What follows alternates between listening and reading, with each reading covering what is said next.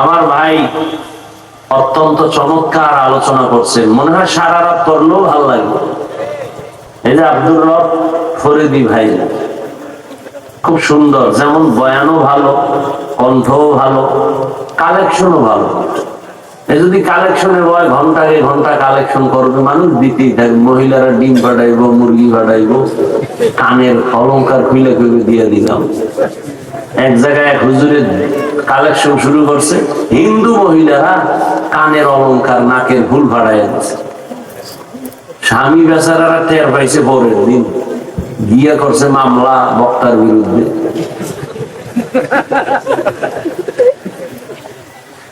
বহু আগের কথা, আমি সে স্টেজে ছিলাম, তবে বক্তা হিসেবে ছিলাম না, শ্রোতা হিসেবে ছিলাম, ছাত্র ছিলাম তখন। ওই বক্তা এখন আছে না মারা গেছে তাও বলতে পারি, খুব মজার বয়ান করতে। আল্লাহ সবাই যে সব গুণ দেয় না। তো যাই হোক, আমার পিরোজপুরে আজকে মামলার হাজিরা ছিল। আমার কিছু কলিজার বন্ধু আছে, তারা সবসময় আমাকে আঘাত করতে থাকে, আর আমি খুব আরাম পাই, শান্তি পাই। কারণ জোয়ারের পানিতে বাদ না দিলে পানির শক্তি বাড়ে না।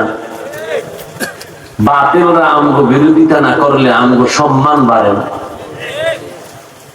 কাউকে যদি তুমি উপরে উঠাইতে চাও, বিরোধিতা করো, খালি বিরোধিতা করো, দেখবা ধুমধাম উপরে উঠে গেছে। চরমনাই এত উপরে কেন? শত্রুদের শত্রুতামির কারণে। কওমি মাদ্রাসা তো কম না বেশি? একমাত্র দুশ্মনী করার কারণে। এই বাতিলরা যদি বিরোধিতা না করতো, মানুষ এত জানতো না। এটা নতুন না, পুরান দোষ। আবু জাহিল্লা মক্কায় ঘুরে আর এই মুহাম্মাদের নাম হুসুমি কহ, পাগল হয়ে গেছে। যারা জীবনে যায় না, এরা কয় এত প্রশংসার মানুষ পাগল, এক নজর দেখি, দেখতে গিয়ে কয় কালেমা পড়ো। এই তাবিজ তো এই সময়ের তাবিজ। কেউ উপরে উঠাইতে চাইলে বিরোধিতা করো। আল্লাহ হেদায়েত দান করুন। তো বলছিলাম, মোহতামিম সাহেব হাফেজ কারি মোহাম্মদ সাদুল্লাহ ভাই অনেক প্রচেষ্টা করে প্রোগ্রাম নিছেন, তাও 2-3 বার বোধহয় পাল্টাইছি তারিখ, যেটা হবে না অন্যটা। আজকে বলছি আসা হবে না,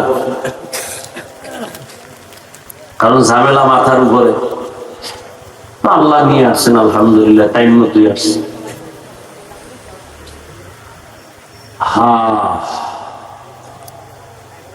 কোরআনে হাকিমের এক টুকরা আয়াত করেছি, নবীজির হাদিস করেছি। আপনারা দোয়া করলে আর ধৈর্য ধরলে কিছু কথা আয়াত ও হাদিসের আলোকে সহি নিয়তে, সহি তরিকায়, সহি কিছু কথা